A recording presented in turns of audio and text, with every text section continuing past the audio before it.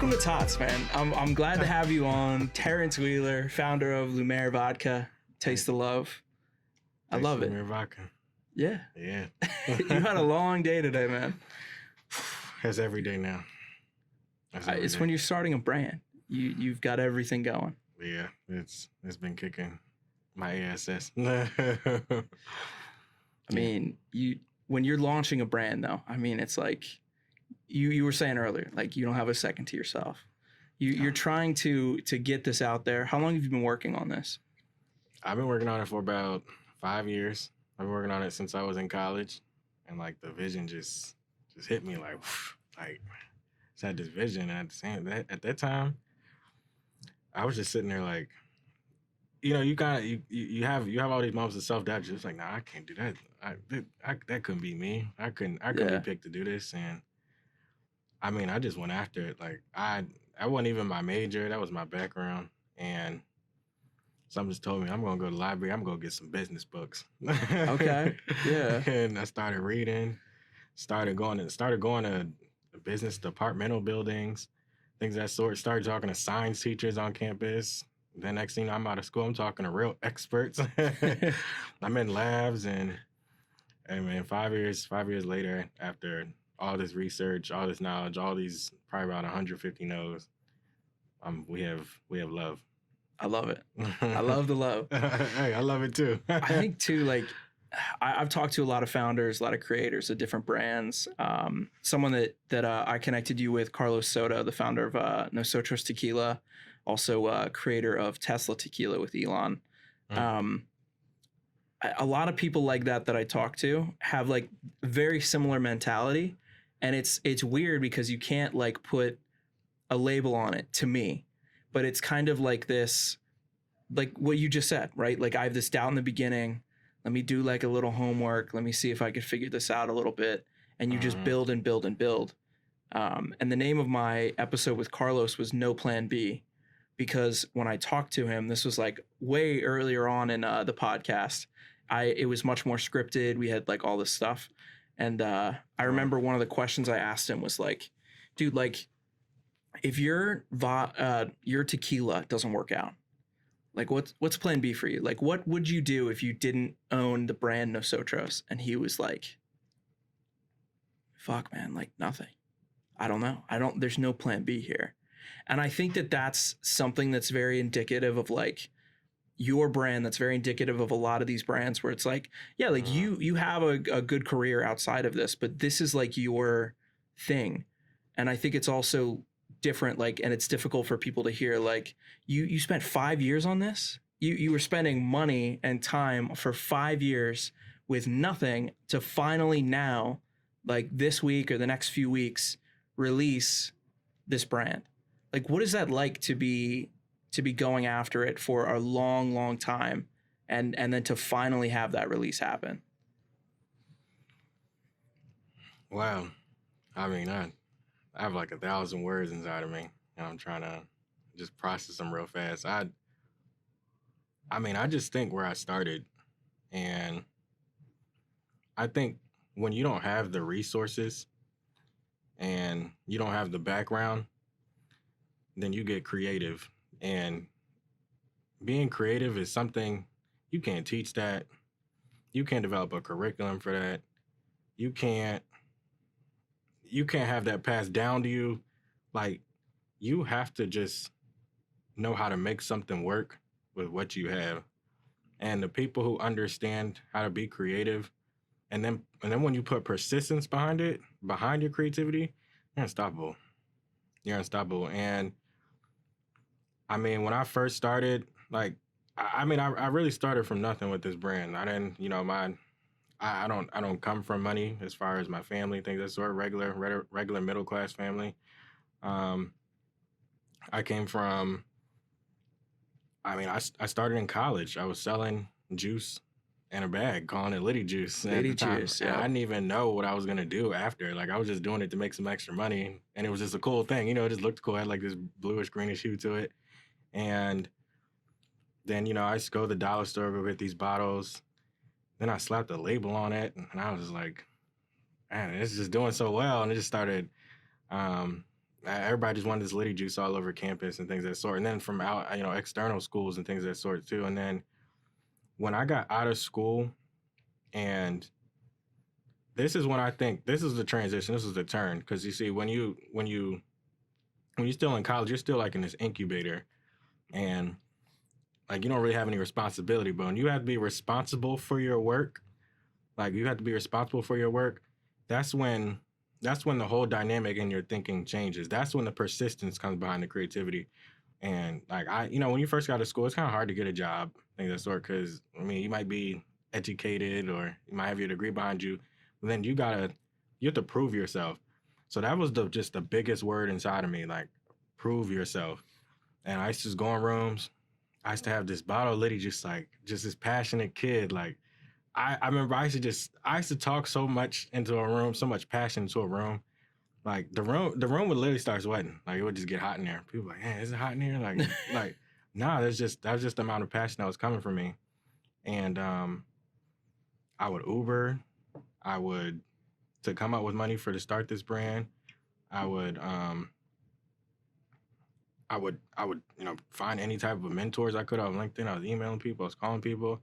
I just did anything I could to get Lumiere to be Lumiere, to get it started. So that's the story behind it. Yeah, I love that too, because it's what you just said like reminds me a lot of that saying that like hard work beats talent if talent doesn't work hard. Mm-hmm. And I think you were kind of talking about like the creativity aspect, but you need like the perseverance behind it, or else it's not going to go anywhere. And I think you kind of prove that model does work. And I think it's inspiring for people to hear a story like that, because you came from nothing. You had no experience in this. You started doing this thing in college and like just kept building it and building it and building it. And then you were like, I got to try vodka. Let's just go into that. And it's interesting too, because I think a lot of people like a more planned out like roadmap. Like, okay, at this stage in your brand, you do this. At this stage, you do this. This is exactly how you do it. Like you don't differ from the plan. You were going off of no plan, essentially. Like just trying to like scrap and do whatever you could. And then you made this, which is like amazing. Like this looks awesome. I've tasted it. I think we should have some right now, but it's really cool to see kind of like that hard work like pay off and like come together. Yeah. I mean, so I'll say this. There was a plan. Okay. But the plan never went as planned. Anything I did, I promise, I spent a lot of money just doing things and things that did not work out for Lumiere. Like Lumiere could have failed at least probably about I'll give it about 6 or 7 times. How much money did you spend? I spent about, once I had pulled pretty much all the receipts on it, probably about $66,000. That's crazy. Of just as my own money. I had to farm that money. Yeah. And put that into my brand. And when you first coming out of school, we aren't paid that heavily, and I put all my dollars where I wasn't traveling, I wasn't partying, I wasn't clubbing, I wasn't spending my money on food and this and that. I wasn't spending my money on clothes. I wasn't trying to be the coolest or the bestest. Like I put all my money and my time in Lumiere when I got out of school. I believed in it. Yeah. That's crazy too. Like just taking that jump, like we said earlier, like it's not like you didn't have any like plan B, but like this was your plan A.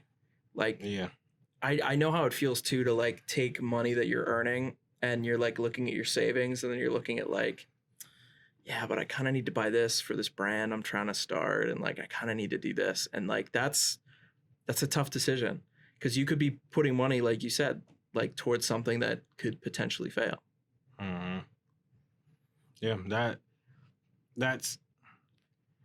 I'll say this: people used to speak the failure aspect to me, but see, I'll say this, and this is what a lot of people like to do. They like to create this imposter out of you in your mind, like you're crazy or something. And that's how it used to feel when I used to go into rooms, and I used to present this. And I was a lot younger at the time. I was about like what, 22 when I was like really, really pushing Lumiere, the developmental aspects of Lumiere. And it caught on after a while, and I started getting passed on by a lot of investors, and that's when I started traveling, things of that sort. But I remember people just sit there and just laugh. Like, what does this guy know? He's crazy. He really thinks that, oh, you got Absolute, you got Kettle One, you got Grey Goose, you got Choppin', you got Tito's, you got, you know what I mean? I could keep going, but people want to speak this sense of failure into you and who you are, who you think you're going to be, because they could never do it. They don't see that person in them, and so they're going to project this imposter onto you. It's insecurity. It's insecurity. You're taking a risk. And I think the biggest thing too, and it sounds like super cliche, but you care. Mm-hmm. You care deeply about something enough to put a huge portion of your time, money, and energy towards it. And I think to certain people, like you're kind of referencing, like it makes them insecure.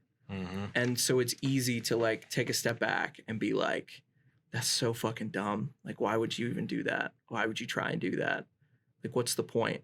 And I think it comes from a place, obviously, of that insecurity, but also like disbelief. Like, I couldn't personally do that, so I can't imagine Terrence doing that, because everybody thinks they're typically like better than other people, and they're like, well, if I couldn't do that, how could so Terrence do that? Man, that's so true. People just love thinking they're better than you, and I think it's just it's a tough pill to swallow, to humble yourself before the next person. You know what I mean? I know that sounds crazy to a lot of people, but like I said, you never know what it takes to participate, and the cost of what it takes to participate, and what somebody else is going on for themselves. And people underestimate it, and they sit there, I could do that. Or, well, I don't, he could never do that. You know, they sit there and they judge you off superficial basis, and they don't have to say so. No one really knows what's going to happen with something. No one knows. It's up in the air. That's kind of the fun of it, right?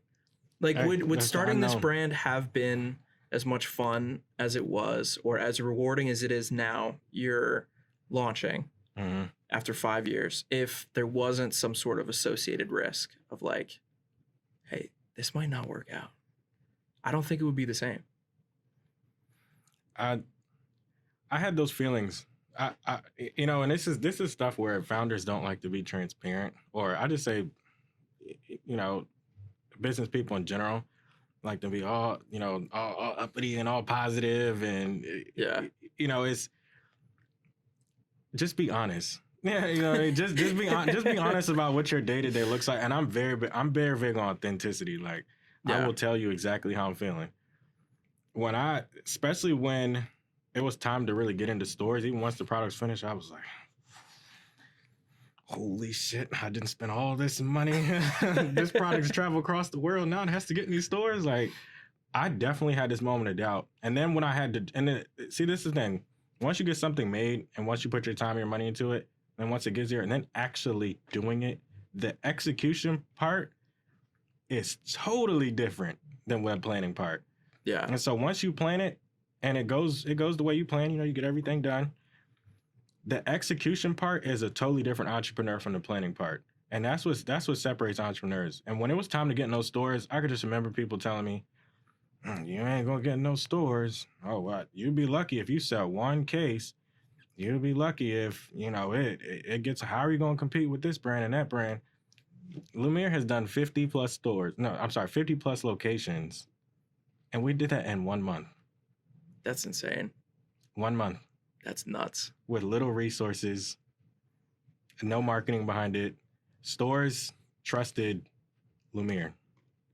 Stores trusted Terrence Wheeler for that bottle to sit on the shelf and it was going to move. They trusted a young black man and his brand to occupy their shelf out of all these luxury brands. And I just want people to know, like, people just have to stop speaking impossibility and things. And they just have to, and realize that whatever you have in your head, it's there for a reason. There's tangibility behind it. if you want it to happen, our minds are so powerful. I don't even like when people talk about like that 2% that we only tap into. There is like a whole nother dimension that we can use, and I know it sounds cliche because I know people hear this all the time. I've done it. I've seen it happen now. Like I know it can happen. So it's like if we use that, like that special thing in us, like that special gift that we all have, like man, that vision is it's like it's a real fabric to it. And you just have to lay it on the universe and you gotta let it just happen for you. For sure. Yeah, that was very inspiring. Sorry, I like that. No, we gotta put music behind that. I got into like that. I got in that mood like where it just gets me. No, I love that. Let's open this up. I haven't had it in like, when did we first meet? Like 2 months ago? More than that. Maybe. Time flies. It does. Sucks being an adult now. Tell me about this bottle again, because this is not like a regular bottle. You can see it on the. I mean, it's shiny. It's got the nice branding. Tell me a little bit more about it. So the bottle. So I get this. Sometimes the difference in what this bottle is, or actually, I didn't want to explain it from that point of view. The reason I designed it the way it is, there's a reason behind every label, every color, every little detail on the bottle. There's a reason behind it. The reason it is concealed is because we are attracted to our own mystery. I mean, there's a point of sale and there's a business reason behind it, of course, too. I need to pop out on the shelf. And, but I want to... like how you go into this, like, you're, like, talking about, like the behind the scenes and, like, what it really means. And you're like, but it's got to move, too. There's a business reason behind it, of course. I don't want to do all the boring stuff, though. But what went on in my mind was we're attracted to our own mystery. Just think about when you can't see something or you're talking to the unknown, it's like, man, what if I told you, go open this door. I'm not going to tell you what's behind it. Even though you might be scared as hell to open that door, you're going to walk away and be like, man, what is behind that door? What's behind that door? Always going to wonder. Yeah, and you're always going to wonder. And the fact that people can't see in that bottle and the fact that they have to it's not about the logo or anything else, but it's about the shape and the color. Yeah. When you look at that bottle, you have to remember that bottle. Oh, yeah.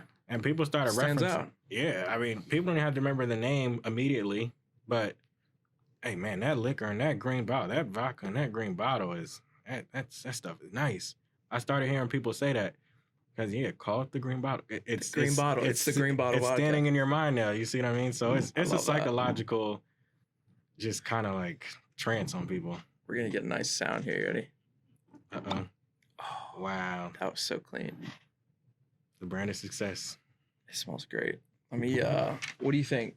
1 rock, 2 rocks? I'll do 1 rock. 1 rock? Yeah. Let's see.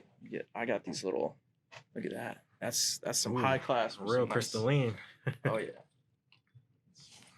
I gave you a tiny rock. Oh, yeah. And one thing about when you just lay it over a piece of ice or a rock, as we would say, and everything just blossoms like a flower. It just opens up. Yeah. Yeah, and I mean, it just gets like this silkiness to it. It gets like this creaminess in your mouth, and that's the real craft to it. And you actually get more of the aromas as well too as it opens up. All right, so teach me how to smell, because I had you smell some whiskey earlier. You're doing a lot of things. You're telling me about a lot of notes, and I like that. But all I've known how to do is you just put your nose in it, but I don't think that's right. So the key with alcohol is, and I used to do this too when I first started, you don't want to swirl it because you're actually volatilizing the ethanol and vaporizing it to your nose. So I screwed up right there. Yeah, just a little bit. Okay. Just a little bit. So when you swirl it, you're volatilizing that ethanol, and you don't want it to crowd your nose and then crowd out the good or pleasant aromas or elements within the spirit. So you're just going to put your nose to it, and you're going to open your mouth just a little bit. You're going to pull away. and then you just allow your mind to process that. And when you open your mouth just a little bit, that allows you to actually detect more of the aromas within the spirit. Interesting. Okay. So, but the more you would open your mouth, I think you would actually disrupt it. Or actually, it might be the other way around. So I'm actually confusing my teaching a little bit. So, but yeah, I think the more you open your mouth just a little bit, the more you'll actually be able to, because you want to breathe. You actually want to breathe through your mouth just a little bit as you breathe through your nose. Here you go. And just take the time to process everything, and you'll be able to pick up the distinctness in what you're sipping. And if you can't pick it up, then that spirit just doesn't have real craft. Okay. All right. I definitely picked up like the vanilla notes in it for sure. Mm-hmm. It's almost a little bourbon like on the nose. That was what screwed me up about this whole thing, is because when we first met and I tasted it, I was like, that's not, you said this was vodka. That's not vodka. It doesn't taste like vodka. No, I don't. It's Lumiere Vodka. It's Lumiere Vodka. It's not vodka. Exactly. First there was vodka, then there was love. You gotta look at the camera and put a little. Hey, we can taste right the first time. I love that. All right, walk me through some tasting here. So as you did that, kind of like that first nose. So do it one more time, and then directly after that, just tap it on your palate.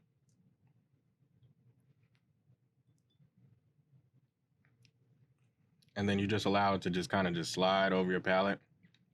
And that actually stimulates your palate, warms it up, and tells it that you're consuming whatever consuming. And then there's just so many different biochemical responses going on within your mouth. And then it's telling it, oh, you're drinking alcohol. So sometimes people just go, they're like, oh man, it burned the shit out of my mouth. Like no wonder you downed it all. Yeah, people just mess. And I mean, it's kind of like a secret trade to it, but people don't know. And it sometimes depends on what you just drank or what you just ate.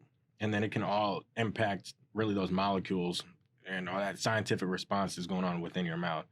So then when directly after that sip, now you're going to actually take a full sip. And you're just going to like swish it around just a little bit in your mouth.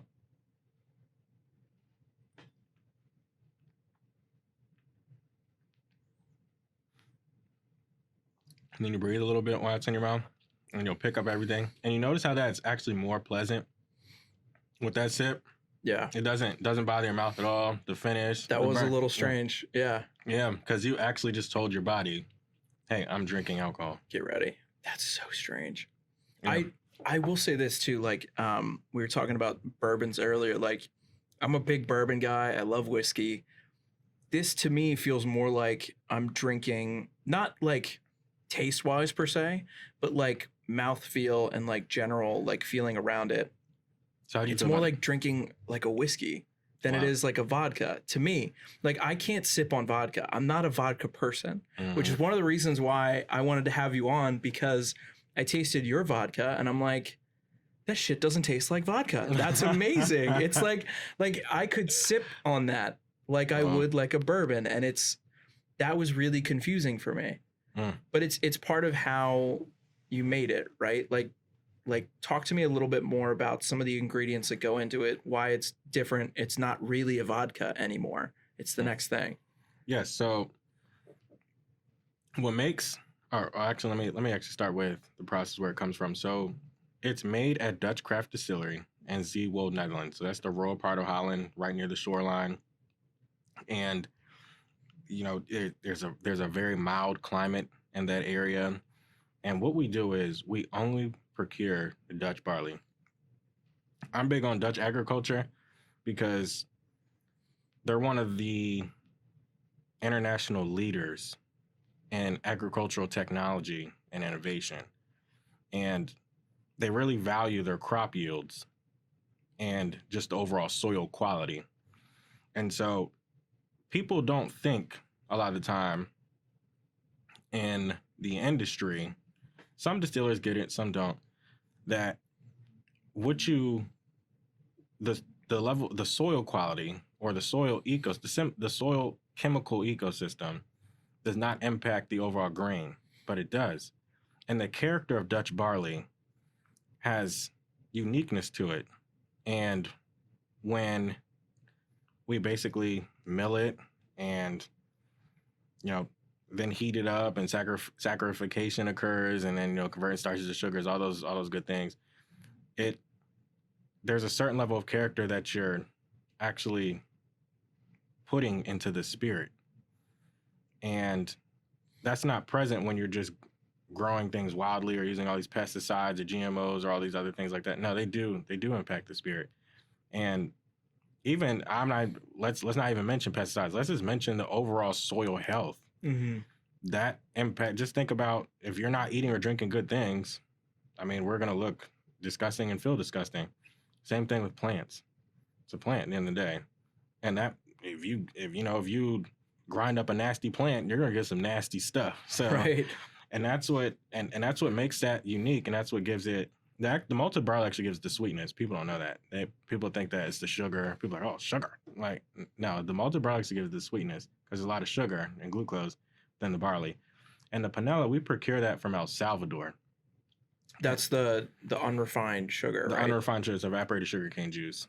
And it's high in molasses content, these vitamins and minerals, A, B, C, D, and E, everything. And it just boasts this really, really, really nice aroma and flavor to it. And this is actually sugar in its native form. So Americans are just so cruddy because I get it's capitalism, but we basically sell refined sugar. Our table sugar that we have is we don't realize how bad it actually is. And for us, I know how all the health nutritionists and all those, they know, but we never have actually seen sugar. Panela is actually sugar in its native form. And it was very strange to me. You brought that little Tupperware to dinner, and we were like, I stuck my finger into it. It's like reminded me a lot of like brown sugar.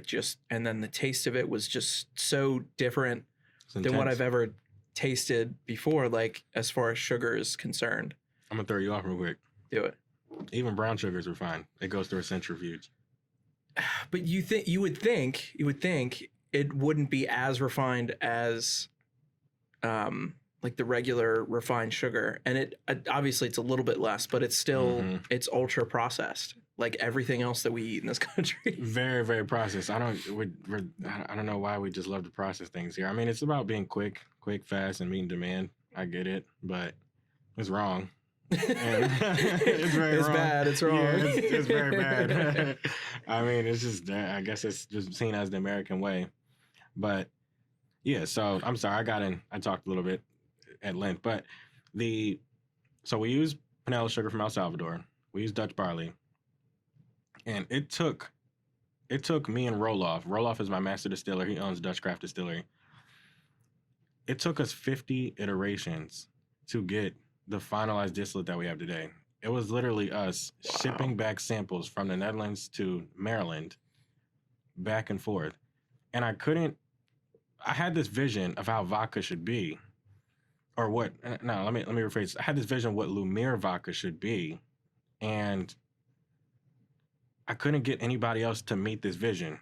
And I think like you talked to people like elsewhere and they were just not receptive? I probably solicited about 20 distilleries.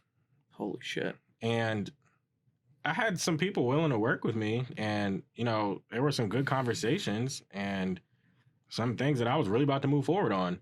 I was about to make it all American at one point, but I was like, this is not going to meet my vision. Why would I sell myself short for something that was given, uniquely and specifically designed for me? I was like, I can't sell myself short for this. I'm like, no. No, if you're going to do it, if you're going to spend over 60 grand in 5 years and all your time, get made fun of, you want to do it your way, 100%. And I think that's what you did. Like you talk about like where it's made and then where you source your, what is it called? the sugar, It's vanilla sugar. vanilla sugar. It's like you could not have picked two more like random far away places from each other. But it's like you're doing your research, you're having these conversations, and you're like, this is not what it's meant to be. And then you land on a distillery and a sugar provider, and that's like you felt like that encompassed what you wanted to do with the brand. It actually it met my vision, and I think when we finally had hit the malted barley and vanilla sugar ratio, which is a trade secret recipe, no other brand on the planet has this. I remember I sipped it and I was like, "This is it." Crazy. My vision is in my hand.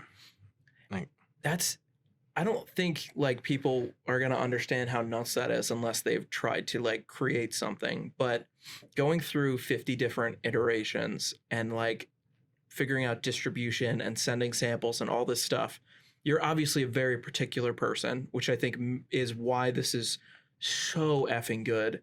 But spending all that time, energy, money, switching things up, trying to find what's perfect, and then finally tasting something and knowing like, this is it. That's wild to me.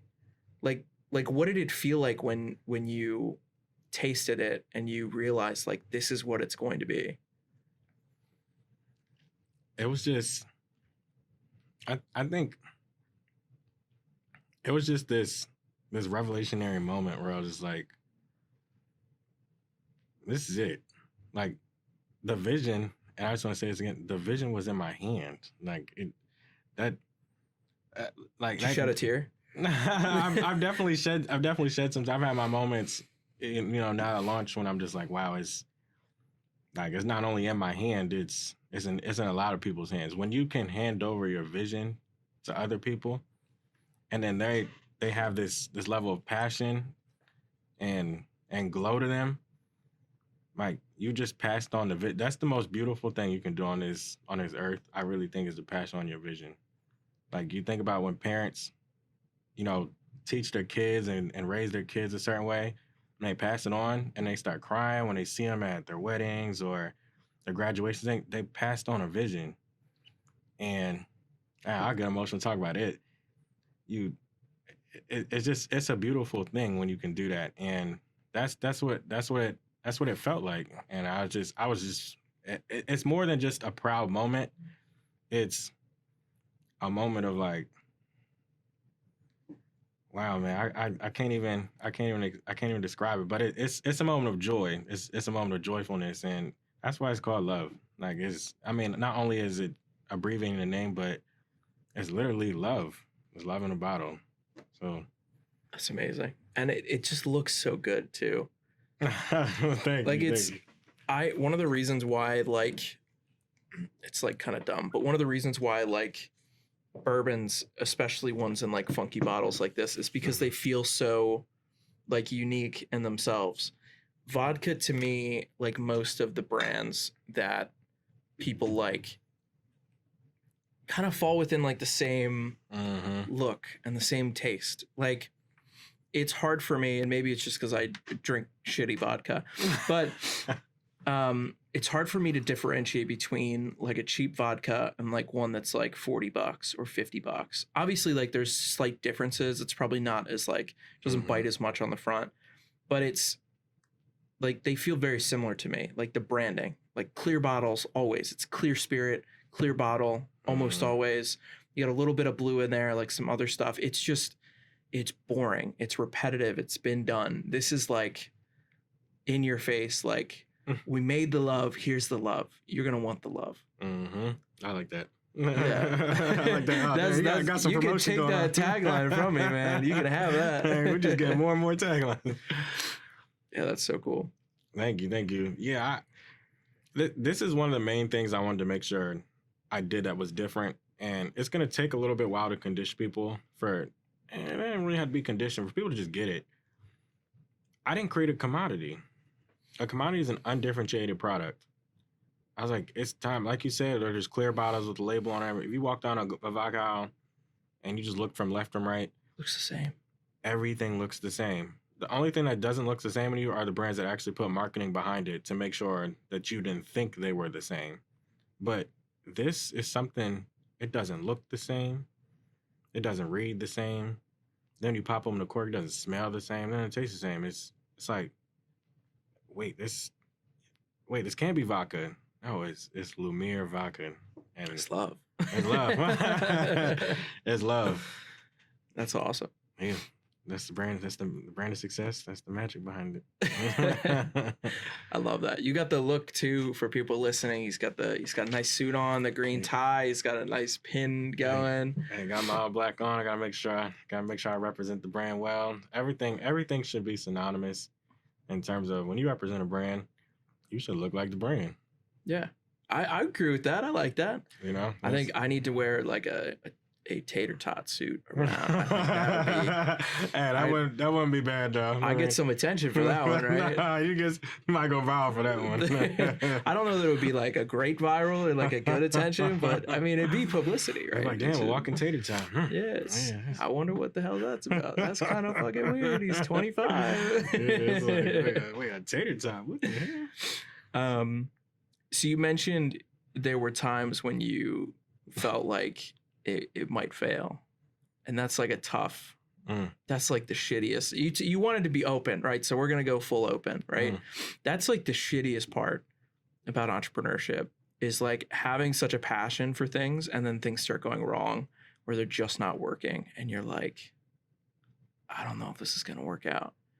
What was like the biggest moment for you with this brand like that, and like what happened?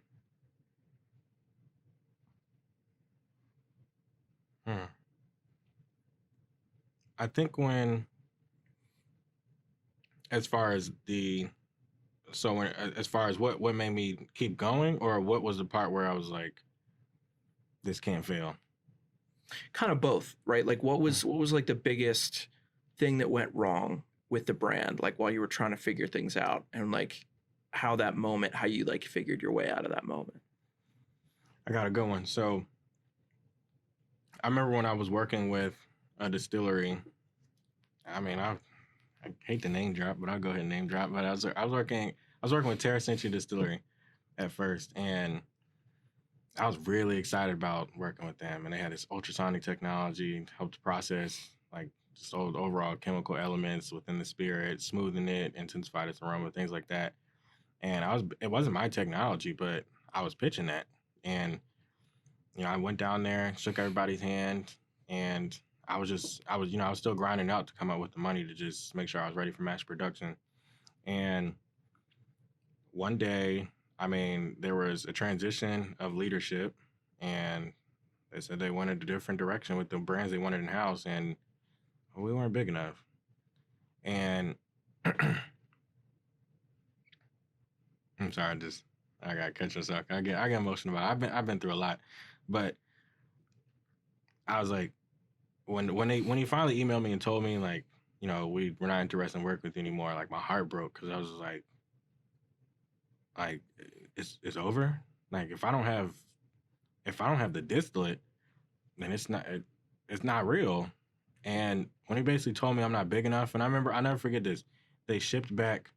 I gave him a flask, and some of the kind of little brand paraphernalia that I had produced, where I was really excited to work with them. I just handed it over as like a gift. He shipped it back. And I'll never forget how that felt when I opened that box, and I was like, like, not only am I not big enough, but I'm not good enough. And I'll never forget that feeling. I opened that box and I saw that flask, because it was like, I'm not big enough. And I just kept saying that to myself. And at a certain point, I was like, no, I am big enough. I am big enough. And I kept repeating that to myself every time, like, I would get a no in a room, or someone would turn me away, or I wasn't good enough to get an investment, or I didn't get a call back, or I didn't get an email back, or someone didn't write me back, or I didn't get in that store, or the distributor told me no, I wasn't good enough. I was like, I am big enough. I am big enough. If I gotta drive to the stores to deliver this stuff myself, I'm gonna do that. If I gotta go in every restaurant and throughout Maryland, DC, I'm gonna do that. if I gotta create this recipe myself, no scientists wanna work with me, then I'm gonna do that. If I gotta work with, the very small distillery all the way across the world that no one has ever heard of, Dutch Craft Distillery, and give them a name, I'm gonna do that. I am big enough. If I gotta get in 50 stores in 4 weeks, I'm gonna do that. I'm big enough. Like I kept saying that to myself, and like I think I was saying it to myself so much I didn't even see what was happening while I was doing it, because all I could see was like someone tried to turn my failure for me when he sent me that flashback, and I never ever ever want to accept that someone thought of me that way, and that's where we are, and that's how we're becoming successful, and that's how it's selling. It's moving off the shelves right away, and retailers love it, and we're going to continue to grow and we are one of the fastest growing brands in Maryland, DC right now. That's amazing. Yeah. Yeah, I can't imagine that feeling of like, I mean, like common courtesy. Why are you sending that shit back? Like, seriously? I don't really, I'll never understand the angle. There's a lot of things that happened with me with Lumiere in my journey throughout the past 5 years where people really just said, F you. And it happens so often in the spirits industry, and people do it to small brands. They don't give them any accessibility, and I don't get why, because there's so many people who have like this passion for what they're creating and what they're doing, and then they just want to give all these big brands the glory. But then another breath they'll sit there and complain about, oh well, not enough mobility within the industry, and we have to do better. But you're one of the people who are contributing to the problem. You shut me down. You shut me down. Do you feel like a lot of your success is like in spite of those people that told you no? Do you feel like that's like a driver for you, like to prove them wrong? I do, and I'll say this. Like I said, when I was basically just on like this whole like rampage at one point, like I just kept. When I said I really couldn't see what was going on, I was just moving, in a sense of almost like anger. I'm at the point now where, now that everything has happened, I don't really want to prove anybody wrong anymore. I want to prove it to myself. Because at a certain point, you got to be happy for yourself. You got to stop worrying about what other people think or what they wanted for you. I have to be happy for myself. So I'm at a transition point where I'm like, I'm gonna find some joy in this. I'm gonna find some happiness in what I'm doing. I don't care if I gave I just sold 3 bottles. I didn't even sell a whole case to a retailer. I'm like, man, I'm happy. I just got in this store, and that little small milestone. If you just be happy, if you're happy over the small things that happen for you, and you give a little after that, you'll be surprised like how much you'll get, like how much big things start happening for you, and you'll really, really be happy over the big things that are happening for you. Because if you walk around just angry all the time about what somebody said to you or what didn't happen for you, you will never get there. And so at this point, I'm trying to prove it to myself. I like that. I don't even prove anything to anybody anymore. It's about you. You put in the work. Nobody else did. Absolutely. I like that. I went through a really bad period of like what I was trying to accomplish. I was directly tying to like people that I felt had like wronged me or like not worked with me in the past. And there was like, I remember it now. So like in the past like 2 weeks, I've been like really, really working on that, which is hard for me because I'm never wrong. So it's like, it's hard for me to like look at a situation and be like, yeah, like I need to adjust kind of how I'm thinking about that. And there was this guy, I'm going to try and give as few details as possible because I think he listens to this and I don't want him to, whatever.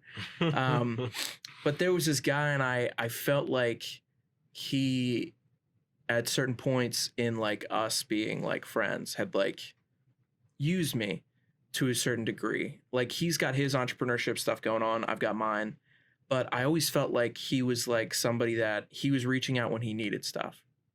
And like I'm guilty of that too sometimes. Like I don't think to text everybody I've ever done anything with or know and like just check in on them. Like I try and do better at that.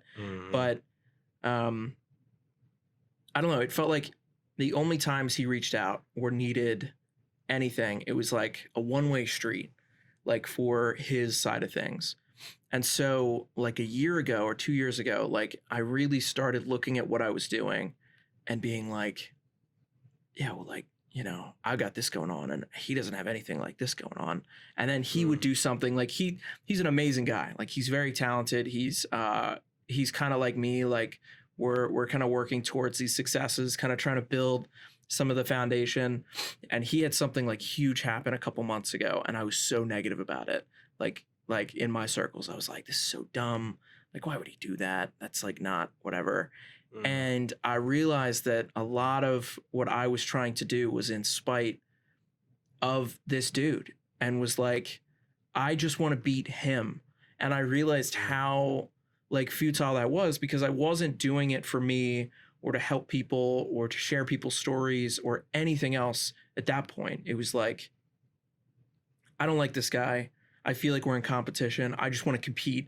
I just want him to do poorly and me to do well. And it was such like a defeatist like way to look at it. And so I really had to like start like shifting that up recently. And so I kind of tried to like make amends with him recently. And I'll tell you what, like we kind of touched on it earlier, but like we put a lot of stock into what people think. And I think a lot of the times it's people that aren't thinking about us. And so you're letting somebody that doesn't really like think about you that much or care about you that much like really affect you. And ever since I kind of like olive branched it a little bit with this guy, like I asked him for some help, and then I offered him some like some stuff, and we started kind of working back and forth. Like we've talked like a couple times a day for like 2 weeks. And I'm like forming this new friendship with this person that I thought hated me and I kind of hated, and like I was doing stuff in spite of just to beat and to be better than. And now I'm like, I have this like new person that I can bounce ideas off of, that they're going to help me on like this huge project that I'm working on the side. And I think it's important. That's why I asked you that question, because you, more than most people we know, have dealt with that rejection, those no's, those people trying to shut you down and cut you out unfairly. And I think the fact that you never got pulled into that game and not pulled down to that level is really admirable, because it's not easy. You've been through a lot. Yeah, man. No, thank you. I mean, I'm honored for you to say those words. It's I say this too. When the minute we start comparing ourselves to people is the minute we start to form self-hate. And I think that's the biggest thing you want to stray away from, because self-doubt is the most biggest way that we can deter ourselves and remove ourselves from fulfilling our purpose. And we just, like I said, you just got to prove it to yourself a lot of the times. And it's about finding that sense of joy. Because the minute you start looking at what somebody else is doing, and it's cool. I'll say this, it's okay to envy somebody, because you got to look up to somebody, and you got to try to, model yourself as somebody and things of that sort. You got to be inspired. There's nothing wrong with that. But when you start comparing yourself and then getting this sense of jealousy and this sense of spite over things, you start forming self-hate. And you're actually restricting yourself from progression of who you are. It doesn't have to do a progression of what you're doing, of who you are. And I just think those are the biggest things that you just have to, it's just one of like those bumps of life. Like it's just one of those lessons. Like we're going to learn 100 lessons before we die. Yeah. You know what I mean? Well, more than 100 lessons, but It's a lot. Yeah, a lot of lessons. And I think the final lesson you do learn before you die is to die. You have to learn how to die. That's pretty profound. Yeah, you have to learn how to die. You ever looked up like people's last words or like their last sentiments? They always run, it's like every year around this time, which is terrible, by the way, because like people have seasonal affective disorder and they're running like these articles about like people's biggest regrets when they die. And I'm like, guys, like they're trying to make it to Thanksgiving. They don't need that shit now. We definitely want to think about dying before Thanksgiving. Damn, I just want the turkey, some gravy. But they always publish these things, and as morbid as it is, you know, I'm somebody, I have like definitely a morbid curiosity. I think it's human to like be interested in like death and like horror movies, like all that kind of stuff. Death is so weird. It's very strange, but like what you said, like you have to learn how to die. It's they'll interview like these nurses that work in like hospice care, where it's like these people have between a week and like a couple months to live, right? And they talk about like the things that they hear from people, or like right before they died, like what are they saying, how are they, whatever. And it's interesting because a lot of people have regrets, and one of the big regrets is like working too much, not spending enough time with family. I think that's a huge one for now, because it's like we're like this all day, or like watching TV, or like, you know, you're at work, whether it's virtually or otherwise, like you're not like in it with people. And the other thing that they hear a lot is like when people are at peace, they're just like, it's almost like what you said, like they've kind of learned how to die, and they're just like, okay, this is it. And you know, they got family and friends around them, hopefully, but it is interesting because the second one is so much more rare. And you would think, as the only species, I believe still, that has knowledge and stresses about their eventual death, like understanding that death comes, and like we think about it our entire lives whenever we learn about it, right? Like from that moment on, you would think we would be better prepared for it and better understanding. In your last few years, you know, you try and focus on this or that, and I think people do that, but when you're dying and you're in the process of being dead, like getting to that point, it's like all these issues come up, and it's like you would think we'd be better equipped to deal with it. You would think, like, as big of you know, capitalism has made every other industry, you would think death in terms of like people like going off peacefully would be a bigger business, because from these articles and from these videos I've seen, it's like most people they're not ready. They've got all these regrets. They're not ready to leave people behind. And it's just so strange to me that like we're in this very unique position that no other species is in, and we still don't deal with it well at all. I'll say this. I mean, death is, we'll never know till we get there. But death is very scary.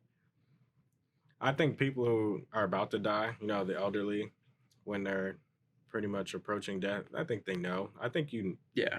I think you know. I think there's just, the body gives off a special feeling. Like, I mean, for my grandma, example, this is one of the people I had the best relationship in my life with, and I literally watched her, you know, start to, you know, wither away. But she kept saying, "I'm going to die. I'm about to die. You know, my time is coming. This and that." I'm like, Grandma, you're not about to die. I just kept saying, she's like, "What you mean?" And I mean, I loved my grandma to death, so I was like, "No, you're gonna live forever." Yeah. And I always play with her like that.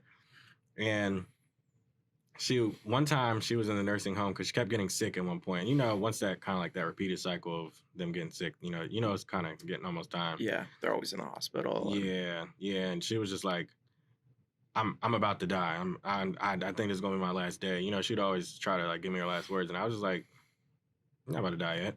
She's like, "Huh? Why do you think that?" I'm like, "Cause I don't think you've learned everything that you're supposed to learn. You ain't learned your last lesson yet." And she was just like, "What?" And I think that's the first time my grandma has taught me things my whole life. I think that's the first time I taught her something, cause I think it's the first time I taught her something because she didn't respond. She was just looked at me like she was thinking about it. Yeah, and and she finally did come back home, and she gave me, I don't know, I keep talking about grandma. I'll break down here, but she gave me our last lesson, and then the next day, or I think it was 2 days later, she went, and that's when I knew that's when she had learned her last lesson, because she passed it on. She passed down the vid. She literally told me, she's like, you inherited my characteristic. So they know, and I really do think it's a special trait in humans. Like, we just you just know when you're transitioning, like you feel in your spirit. So it's crazy. It is interesting. Yeah. It's like there's like 3 areas to me that humans know very little about. It's deep ocean, space, and death. We know everything that happens up to that point as far as death. We've sent things into space. We know little pieces about certain places in space, and we infer the rest. Deep ocean's like, who knows what the fuck is in the deep ocean? There's still scientists who are like, we don't really know. We don't know what's going on. And it's like right here. It's not on some other planet. It's right here. But yeah, the ocean inspired me. All these things, it's like we gather data, we understand, and we kind of make breakthroughs, and we get further and further. But with death, our understanding, like as a species, has always stopped right there. We've inferred a lot of things, and like, yeah, there's like, stuff that has been tested out and whatever. Like we've understood a little bit more, but it's like we don't know. Like, I'm somewhat religious, I'm Christian, so I'm like, okay, I believe in like a heaven and a hell, or the concepts at least, and something to do with that is like what I believe. But like, if you're of a different religion, like Buddhism or Islam or these different things, like everything is kind of different, and we infer all these things. But there's also like, we infer about space, we infer about the ocean, we have little indicators. There's like no indicators of what happens after death. There's none. We don't know. There's faith, absolutely, and you can believe in things, but like, it's like there's no concrete evidence. We really don't know what happens after death, and it makes it such a strange thing. And I think that's why humans are so like fascinated with it. Like, that's why horror movies are popular. That's why like people kind of are into like some of the creepy things, or like they're into dead stuff. Like it's something that we don't understand. Yeah, man, it's the unknown. Like we're like very, very fascinated with the unknown. Things we can't see, things we can't touch. And it drives us like crazy. Like we go like neurotic over it. Like, it's just like, it's weird. It's like, man, why don't I know this? Like when humans can't figure out something to know, like we lose it. And death is just one of those things, because it's something you can't research, you can't learn, you can't talk to an expert about. Like, you literally just have to have faith. It's like a concrete wall. Yeah, like we really don't know. We don't know what's gonna happen. We don't even know what it feels like. Like, what does it feel like to die? Like, does it feel good? I don't think anybody's ever even thought about that. Like, what if death feels great? What if you're like, you have all this pain on the first side, and then you go through and you're like, you should feel amazing. I don't know. I don't know. I mean, some people smile. Some people smile on their way out. So it's like, is it euphoric? I don't know. I mean, if you believe certain things, you feel like you're going to like the nice place. Yeah. Maybe Yeah. I guess that is one of the things that keep you going. There's all these stories of like people who like they like code out and like they see things or whatever. And my best friend, his dad. I think he'd be comfortable with me sharing this. His dad had a heart attack and coded out.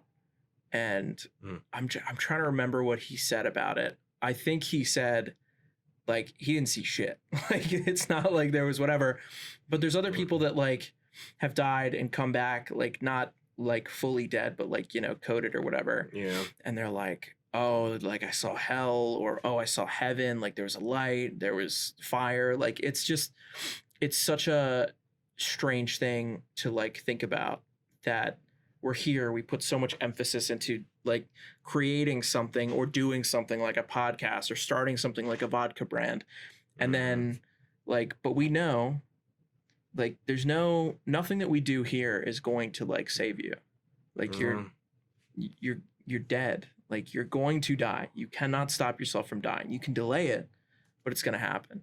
It's just such a strange part about humanity. And yeah, it's weird because like what we do here, it has purpose, but doesn't have meaning. Yeah. Like that's the scary part because it's like, all right, you can do all these things in life, right?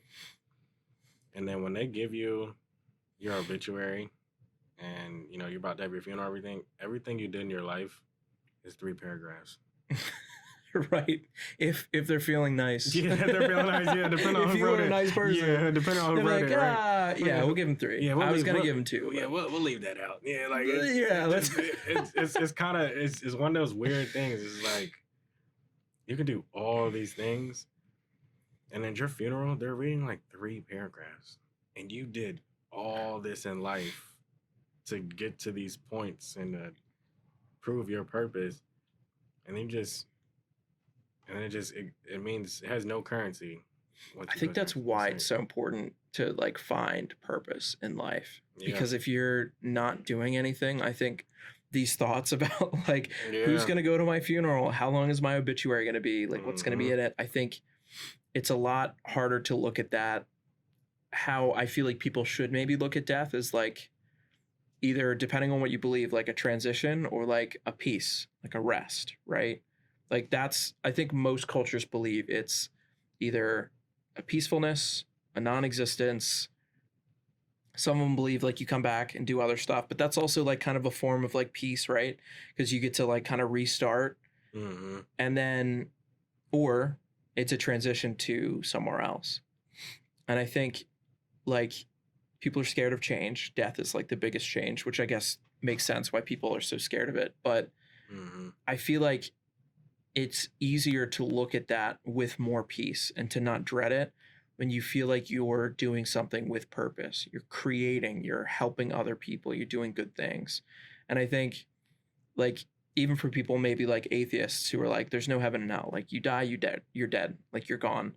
There's no like, nobody's weighing all your actions in life. I think it's almost like it's an incentive for those people to also try and live good lives. It's like, you only have one and you're trying to find purpose in it.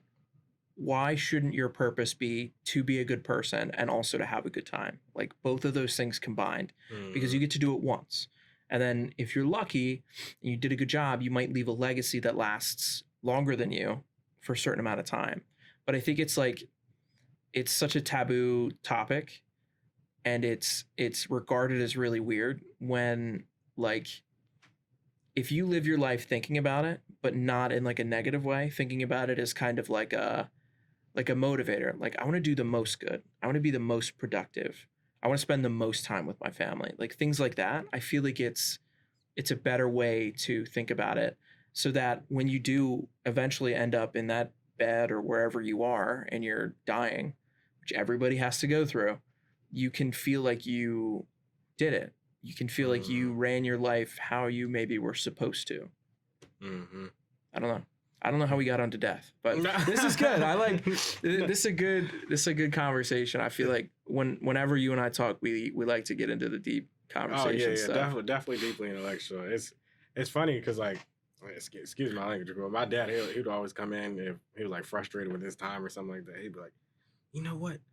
You go around this bitch once, and I was like, yeah, I go around thing. I go around this thing once. I gotta live my life to the fullest. Yeah. I mean, it's it's some of those like those sayings you don't ever forget from your parents. It's like, yeah, I only go around this thing one time. Like, that made a lot of sense. Yeah. You're like, oh, okay. Yeah. You normally don't make any sense, but I like that part. I like that one. Right. Yeah, it's one of those things. And no, that's funny. It's real though. I like that. Yeah. Yeah. I think that's a good place to stop. Yeah. Hey, Well, we'll leave it on that note. You go around this bitch once. You go around You this better bitch make once. it count. You better have a good time. Yes, sir. I really enjoyed having you on. Why don't you tell the people at home where they can find your stuff, where they can buy your stuff, where they can follow you, all that good stuff. I'm very excited because we have that launch party coming up. I'm very ready for that. We got 4 premiere launch events. I love it. All throughout Maryland, DC. So This will be coming out on November 16th. November 16th. Yes. Okay. All right. So November 16th, we got this releasing. And as far as if anybody listening wants to find Lumiere Vodka, you can find it's Lumiere Vodka across all social media handles. We're on everything. We have a presence on everything: YouTube, Instagram, Snapchat, Facebook, LinkedIn, wherever you want to find Lumiere, Lumiere, no spaces, Vodka. Look us up. Find Lumiere. Hey, we get taste right the first time. We have distribution and locations all throughout Maryland and DC. You go to LumiereVodka.com, click Find Love, and I want y'all to go find the love. Hey, taste the love. I love that. I love that. Thanks so much for coming on, man. Thank you. I appreciate you having me. Man. Absolutely. As usual, guys, you can find the podcast at totspodcast.com. That is, we're promoting everything. Check the Instagram for new updates. We're also on everything. If you want to watch this podcast, if you're at home, you're watching right now, it's good. Good on you. Instead of listening, you can go to our YouTube at Totscast on YouTube or Tots Podcast. So you can see Terrence's lovely face and his very nice suit and his bottle that he brought here, the green bottle. Absolutely. But guys, this is our 3rd episode of season 5. I really enjoyed it, and we'll see you guys next month, December. Thank you. Absolutely. All the love, bro. All the love.